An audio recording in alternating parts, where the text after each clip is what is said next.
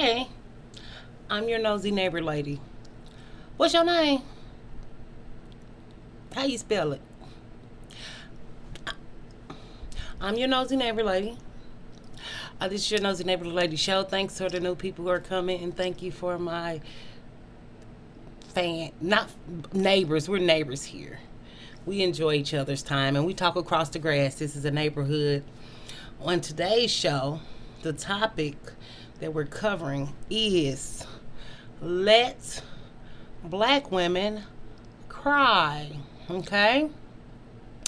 If people don't think the black community is something to cry about, to wail about, to scream about, to yell about, or cry about, if you express your emotions like that, I think some women will feel better if they cry.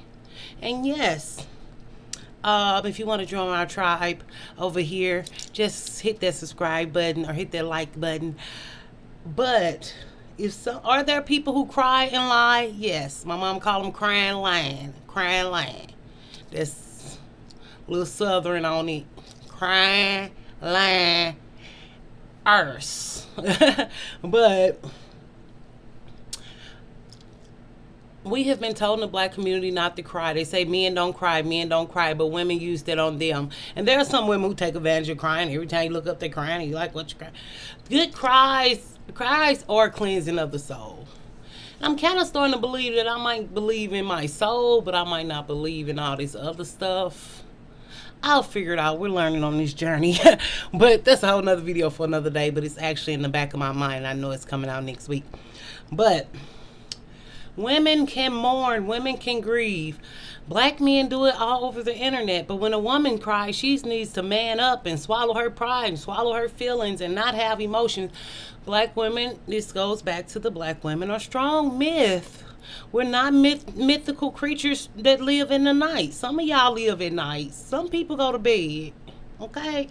So, I think the crying, lying, yeah, but we've just been conditioned to believe, stop crying, it don't take all that. No.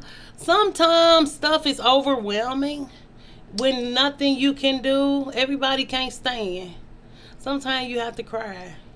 If you're hurting, but if you're a crier, sometimes you need to stop crying.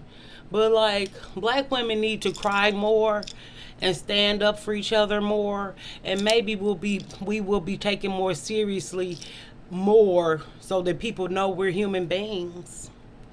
We're not sexual objects. We're not mules to be used. We're no longer the bottom foundation of your corporation. We are not the backbone of these businesses anymore.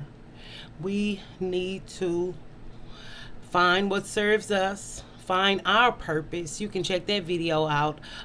Black women freeing other black women, and just these last few videos I've kind of been talking about how I've been on this healing journey on YouTube with other black women on YouTube in my mind. Because, I don't know them personally, but sometimes you really do. When you see people online and you get to know them and you're like, oh, what are they doing? Or what did they do today? Or maybe they're out today. Or are they making a video? Well, I got to check back tomorrow. So let black women be women too. We don't have to be black first all the time. We can be black second or third or fourth or fifth.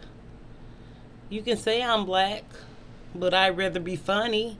You say I'm black, I would rather be chubby. I actually rather enjoy being chubby. Do I want to lose a little weight? Yeah, but really, like, with my weight going down, I need to tone. All that exercise I wasn't getting, y'all know I'm used to working with kids, so I'm used to moving and jumping and always activities going on. But I cannot tell you what your journey looks like.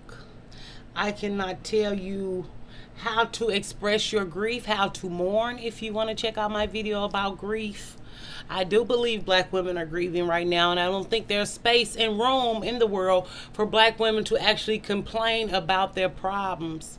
We might fuss a little bit to our best girlfriend or our best guy friend, but we swallow a lot of things. And one thing we cannot afford to swallow is our feelings and our future and our pain. If you cry it out, sometimes you can get it out and forget about it. I find I used to didn't cry when I was young, but I was always a crier, and my family always like, "You gonna cry? Oh, there she gonna cry again. Oh no, yeah." Like, I can't cry. Oh, we supposed to fight. I'm supposed to argue. Don't have that room in my life anymore. So while we're thinking about cutting out things in our life and bringing things in our life, let's bring and normalize black women, black ladies. We're not all girls. That women cry too. It's okay to be vulnerable. It's okay to let those guards down. And it's okay to let other women let those guards down, because sometimes if your guard come too far down, she's scared to have for her guard to come down. So if you don't cry, then maybe she won't cry. Or if you don't talk about this issue, maybe she won't talk about this issue. She won't bring it up if you don't bring it up. But often black people and black women and black people, we go for the attack. We go for the jugular. We go for, even that one meme on Instagram, people like, "That's why your mama dead." And they look and say, "That's why your baby daddy was on my face. And that's why I took your job." And it's like, wait a minute. That's a thing too, I think. But either way, we have to give each other room and space. And with black women having conversations, back on that, on YouTube, they are freeing me and giving me space to think about options and different things and different ways of living. Because you can say what it's like to be grown, you can say what it's like to be a woman, you can say, and I used to always say a thing, "I want to be that when I grow up." And people are like, "You already grown." Like, this never is where I want to be, not right here, not right now. Am I satisfied with how I brought myself thus far? Yes. But I know those things that brought me here are not going to take me there. I do know that. And I have a girl inside me who's crying out. I have a teenager inside me who's crying out. I have all my 20s girl who is crying out to me like, I used to be brave. I used to be courageous. I'm fearful of everything now. So even with that being said, put me up in that algorithm. Let the algorithm know my channel is bringing you some type of value. I'm not perfect. I'm just a regular person, just a regular lady at home thinking, and always thinking about you. But I want to think about black women.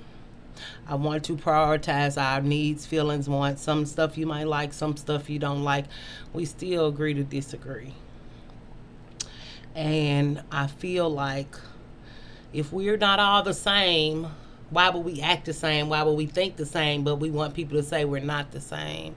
So I'm actually thinking about becoming a stereotype. Since everybody want me to be the stereotype, I'm thinking about maybe it's time for me to live my life the way people want me to live my life. So that's going to be me doing me. And not do me like I have to do this or that or this or that.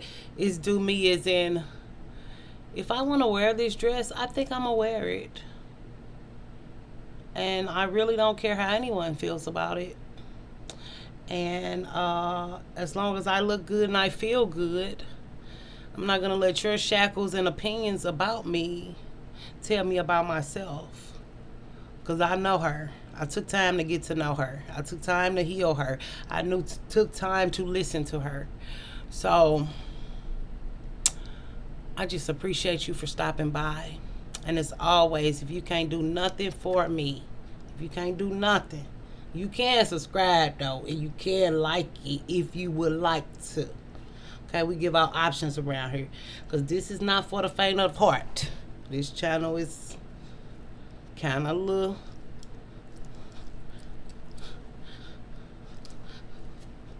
We kind of be tussling around here. But really, love on your loved ones while you have them. I'll see you next time. I enjoy you very much. Mwah.